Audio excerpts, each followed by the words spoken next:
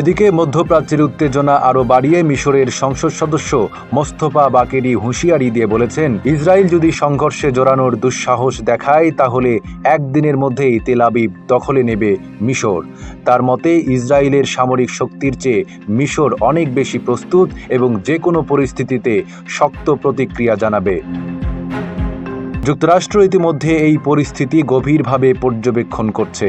মার্কিন প্রতিরক্ষা বিশ্লেষকদের মতে, ইরানের এই যুদ্ধজাহাজ শুধু ইসরায়েল নয়, পুরো পশ্চিমা বিশ্বের নিরাপত্তার জন্য হুমকি হয়ে উঠতে পারে। হোয়াইট হাউসের এক মুখপাত্র বলেছেন, আমরা আমাদের মিত্রদের সঙ্গে একসঙ্গে কাজ করছি, এই যুদ্ধজাহাজের কার্যক্রম নিবিড়ভাবে পর্যবেক্ষণ করছি।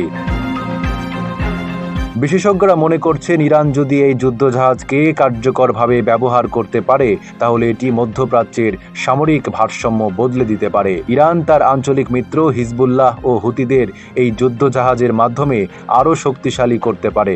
অন্যদিকে ইসরায়েল ও যুক্তরাষ্ট্র যে কোনো সময় প্রতিশোধমূলক পদক্ষেপ নিতে পারে।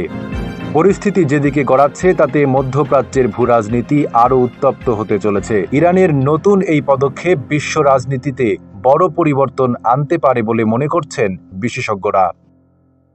নাইম আরাবী, ঢাকা পোস্ট।